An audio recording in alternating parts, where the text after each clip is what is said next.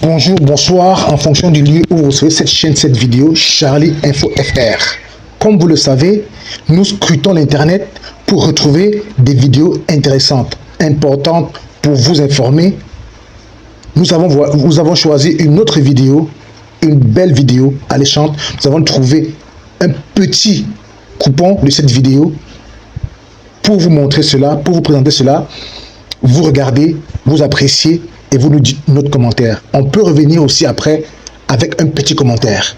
Merci de liker, de partager, de commenter, de souscrire à la chaîne. Abonnez-vous, je vous en prie, car il n'y a que vous seul qui nous donnez la force. Si vous ne vous abonnez pas, il n'y a pas de possibilité pour nous de grandir.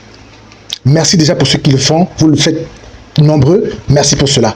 Et quand je fais ça, c'est pour vous demander de liker. Quand je vous dis écoutez, likez, commentez et partagez, partagez. Merci, merci. On écoute la vidéo et on revient pour un petit commentaire. Présenter un autre candidat, ou du moins un groupe dissident a aussi présenté sa candidature au niveau du Manidem. On sait que le MRC de Maurice Kamto n'avait pas rassemblé les conditions légales nécessaires pour porter un candidat à ces élections présidentielles, puisqu'ils n'ont pas eu de représentants au niveau du Parlement ni au niveau des conseils municipaux. Maurice Kamto est donc porté par le Manidem, qui finalement ne lui permettra pas d'être candidat, en tout cas selon les arguments avancés par Elekam. Nous en parlons avec nos invités. Ce ne sera pas bon cette fois-ci pour Maurice Kamto. Il ne sera pas candidat à cette élection présidentielle prévue pour le 12 octobre prochain. Adam. Oui, je pense que c'est une information qui suscite assez de réactions, controversées d'ailleurs même sur ce que serait dans ces élections. Pour la simple et bonne raison que d'abord la candidature également du président sortant, l'actuel président Paul Biya, qui suscite également beaucoup de réactions.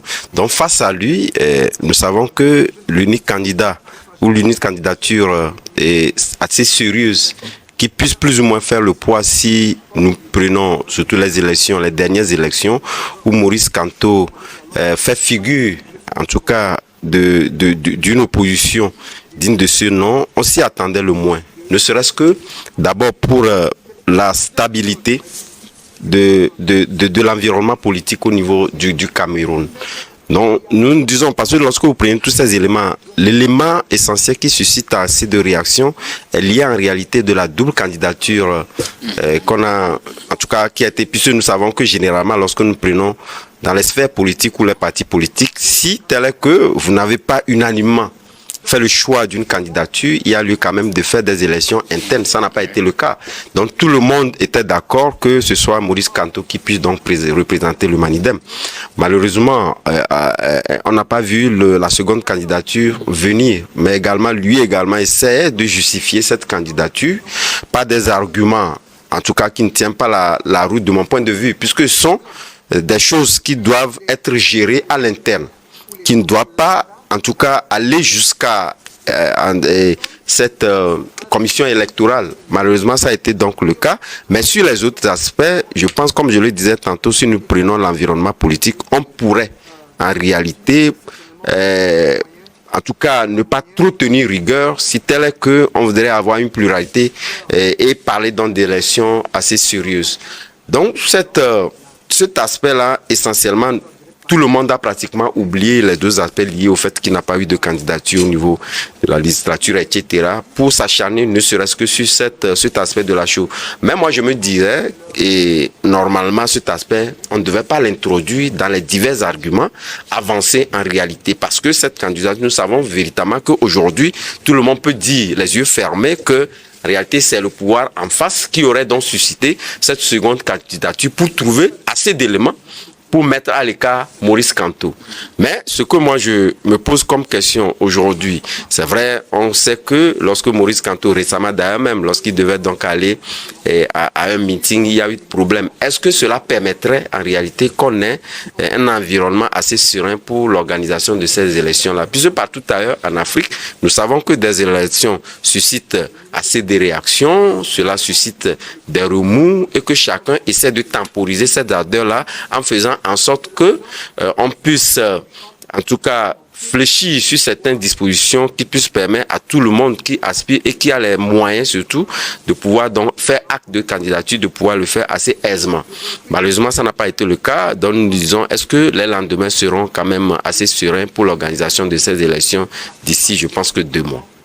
Merci beaucoup à vous, Adam Adrono, Rimiao Chanyao. Ils étaient 83 candidats à déposer leur dossier pour l'élection présidentielle du 12 octobre prochain. Au final, 70 ont été éliminés, 13 retenus. Parmi les candidatures éliminées, celle de Maurice Kamto, qui était arrivé deuxième à la présidentielle de 2018. Finalement, il ne sera pas candidat pour cette élection de 2025. Plusieurs raisons ont justifié ce retrait de sa candidature au niveau de la commission électorale.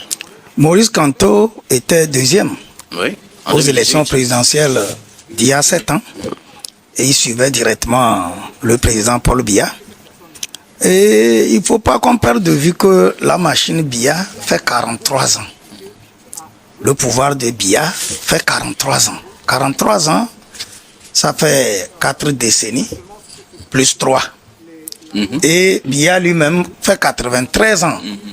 Aujourd'hui, et s'il advient que Biya passe, il va boucler en termes d'âge 100 ans et 50 ans au pouvoir. Je crois que c'est le plus grand record aujourd'hui, je ne sais pas, dans le monde ou plutôt en Afrique, je ne sais quoi dire. Donc la machine là est lourde et elle a tous les dés pour faire passer ses intentions. Je ne veux pas dire aujourd'hui que le fait qu'on mette Maurice Kamto out voudrait dire que les gens se sont forcément organisés pour le faire. Vous voyez maintenant qu'il y a un doublon de candidats pour un seul parti. Et c'est sur ça qu'on a cherché pour le mettre à l'écart. Et donc, ça veut dire que quelque chose de très sérieux se joue au Cameroun. Et sur les 80 et quelques candidats, on savait que les autres ne représentaient absolument rien. Il y avait des gens qui ont voulu déposer leur candidature pour se donner un nom. Pour que bon, le monde sache que moi aussi, je me suis essayé. Même si après on les a éliminés, ça n'a donné aucun bruit autour de leur élimination. C'est de Maurice que tout le monde parle. Parce que c'est le vrai candidat, c'est le vrai challenger de Paul Biya. Bon, tout ce qui se fait aujourd'hui commence par donner des petites idées sur les lendemains de ces élections-là. Et c'est ce que l'Afrique doit travailler, à corriger et à faire en sorte que après les élections, on puisse avoir la paix, la quiétude et la stabilité. Mais aller jusqu'à chercher sur des petits points ou faire des petits montages pour éliminer de vrais candidats veut dire qu'on est en train peut-être de souffler ou de tirer sur quelque chose de très sensible qui va peut-être mettre en mal la paix et la cohésion sociale. Pour vous, c'est un montage pour écarter Maurice Kamto. Mais je crois que quand les gens sont sérieux et ils veulent aller faire des choses sérieuses, on n'ira pas trouver un candidat rebelle par rapport au candidat connu qu'on veut mettre officiellement. Donc le rebelle, le second candidat, aurait fait sa candidature de façon insidieuse pour créer la situation que nous vivons aujourd'hui. Et ça a un prix, ça a une explication en termes politiques. Merci beaucoup. À vous, Rimiao Chanyao, Gabin Adjaro, la candidature de Maurice Kamto écartée pour cette présidentielle d'octobre prochain au Cameroun. Ouais, j'avais envisagé tout le scénario sauf ça. Et je peux dire que le pouvoir de Biya est tombé très bas en écartant un challenger. Ça veut dire que ce sont des gens qui ont peur de la compétition. Parce que Maurice Kamto représente l'alternative crédible aujourd'hui pour les Camerounais. Et c'est lui que les Camerounais portent pour changer potentiellement Paul Biya à la tête du pays. Ce pays-là a besoin de renouveau. Et je ne sais plus ce que Paul Biya peut encore offrir à ce pays si ce n'est encore de le plonger beaucoup plus dans le gouffre. Malheureusement, on a écarté Maurice Kamto Il dispose de pratiquement 3 jours pour faire un recours, ce qui veut dire que bon, d'ici mercredi, s'il n'arrive pas à faire le recours là, c'est fini pour lui. Et je ne suis pas sûr que Maurice Kamto va faire ce recours. Je ne suis vraiment pas sûr qu'il va faire ce recours parce que au niveau de la Cour constitutionnelle, ceux-là qui gèrent même, ils sont pires que Paul Biya et son gouvernement. Donc, c'est une situation très compliquée et les motifs sur lesquels se sont basés les camps pour éjecter la candidature de Maurice Kamto, moi, personnellement, ça m'a fait rire. Quand vous dites qu'il y a eu non-respect de la procédure de démission du MRC, Maurice Kamto, il a eu à démissionner du MRC le 25 juin. Ensuite, il a notifié la décision au ministère de l'administration territoriale avant d'intégrer le Manidem le 27 juin. Donc, toute la procédure a été suivie. Maintenant, il a eu à déposer la candidature le 18 juillet passé. Quand on dit que non, la signature de la candidature n'a pas été faite par une autorité compétente, je ne sais pas ce qu'on veut mettre dans autorité compétente, quand on sait très bien que c'est le commissaire qui a signé le dossier de candidature de Maurice Kamto. Donc, on va me dire qu'un commissaire n'est pas une autorité compétente. C'est ce qu'on veut nous faire croire. Et aujourd'hui, on lui oppose aussi l'article 121 qui dit que pour être candidat indépendant, si jamais vous avez déjà milité dans un parti politique, il faut prouver que 12 mois précédant la candidature, vous ne militiez plus dans ce parti politique-là. Maurice Kamto ne s'est pas présenté en tant que candidat indépendant. Il a été porté par le Manidem. Et c'est le bureau politique du Manidem qui a décidé du choix de Maurice Kamto. Kamto ne peut pas se présenter avec le MRC parce que, n'ayant pas participé aux élections législatives de 2024, il n'a pas de représentant sur le territoire national. Or, pour être candidat, il faut avoir des députés à l'hémicycle. Raison pour laquelle il s'est allié au Manidem. Et c'est le bureau politique, les leaders du Manidem qui ont décidé du choix porté sur Maurice Kamto. Mais si aujourd'hui on nous brandit le fait que bon voilà, il y a un autre candidat qui a postulé, mais quel bureau politique a porté le choix sur ce candidat-là? Il va falloir qu'on nous le prouve. Et le monsieur, il est venu déposer sa candidature et puis il est retourné dans son village. Il est dans une fédération du Manidem. Il est venu déposer sa candidature et puis par après, il est retourné au village. Ça veut dire que c'est un monsieur coopté pour venir faire du mal à Maurice Kamto. Mais quand on est un organisateur des élections, on prend toutes les mesures pour vérifier tous les contours. Celui-là qui était venu déposer la candidature, quel bureau politique l'a élu et l'a porté comme candidat à la tête du Manidem, pouvant postuler pour les élections futures. Donc, moi je me dis, on parle beaucoup des pays africains, mais est-ce qu'au Cameroun, on marche sur la tête? Parce qu'on sait très bien que peu importe ce que Maurice Kamto va faire lors de ces élections-là, on va proclamer Biya vainqueur. Je ne suis pas sûr que l'ELECAM et la Cour constitutionnelle vont proclamer Kamto comme président de la République en présence de Paul Biya. Ceux-là qui sont à la Cour constitutionnelle, ce sont des amis très proches de Paul Biya, donc ne disent plus véritablement le droit. Ils parlent compte tenu des besoins de Paul Biya. Mais au moins, faites en sorte que le jeu soit un peu plus crédible aux yeux de tout le monde, en acceptant un candidat crédible pour aller à ces élections-là. Même si Paul Biya sort avec 51%, bien 55%, au moins, on aurait pu dire qu'il y a eu du challenge, il y a eu des élections, il y a eu une compétition. Mais il y a eu 81 candidatures, il y a seulement 13 qui ont été retenues. Il y a des jeunes qui ont été retenus, mais ces jeunes-là n'ont jamais fait leurs armes en politique. L'alternative crédible aujourd'hui, le véritable challenger de Paul Biya, c'est Maurice Kamto. Et on a fait sortir des arguties qui ne tiennent pas la route pour l'éjecter de la liste des potentiels candidats à ces élections. Vraiment, c'est très compliqué ce qui s'est passé au Cameroun, mais si vous n'avez pas le pouvoir, vous n'avez pas le pouvoir des armes, vous n'avez pas la puissance militaire, vous n'avez pas la puissance de l'argent, vous ne pouvez que subir. Et Maurice Kamto, il va se fâcher, mais ne pourra rien faire. Merci à vous, Gabin Adjao. Alors, Adam Adrono, je reviens à vous. Maurice Kamto écarté, on le disait, il était le deuxième lors de la présidentielle de 2018, chef de file de l'opposition. On connaît aussi ce qui s'est passé à son retour au pays, sa sortie, son full qu'il a voulu faire et qui n'a pas finalement eu lieu. Aujourd'hui, que peut-on envisager comme conséquence de ce retrait ou bien de cette invalidation de sa candidature sur cette élection présidentielle qui se profile à l'horizon? Tout simplement parce que je pense que la mouvance présidentielle a peur d'une compétition où des opinions sont assez contrariées. Et justement, Gabin le disait tantôt, lorsque nous parlons de conséquences pour ceux qui connaissent en réalité l'environnement politique au Cameroun, il est très difficile, c'est vrai qu'il y aura des contestations, des appels à manifestation, mais en réalité, cela ne donnera pas, en tout cas, gain de cause. Tout simplement parce que nous savons que l'environnement politique est assez verrouillé et ces élections seront une énième élection non ouverte en réalité.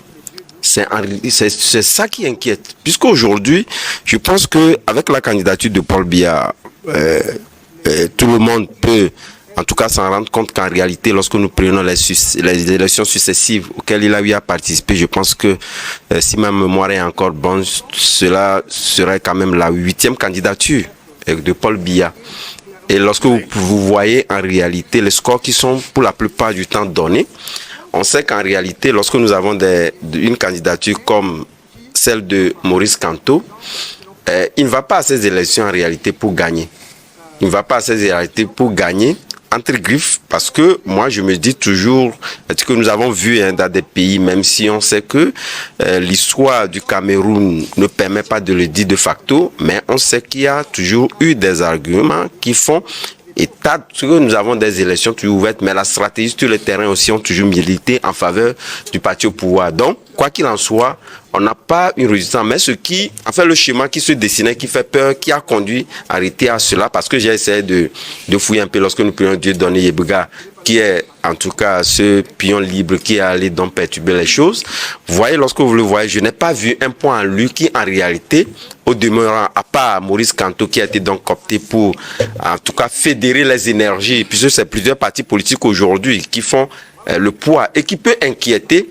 C'est pas lui en réalité qui doit en tout cas représenter s'il y avait d'autres alternatives. Donc je me dis, à part ces 8 jours, si tel est que on veut en réalité aller à ces élections avec ce schéma qui est à terre d'être coordonné, il faudrait quand même qu'on puisse positionner une autre candidature au lieu d'aller réclamer, parce que les 8 jours seraient déjà passés et on n'aura plus d'alternative si tel est que les arguments avancés ne militaient pas en faveur de Maurice Kamto comme candidat. Donc il faudrait quand même que... Quelles conséquences pour ce retrait de la candidature de Maurice Kamto? Donc la conséquence, c'est qu'on aura toujours des élections qui seront toujours contestées. On va encore avoir des manifestations pour contester la réélection de Paul Biya. En réalité, c'est ce à quoi l'on devait s'attendre, sinon une conséquence directe. C'est déjà acté, Paul Biya sera réélu.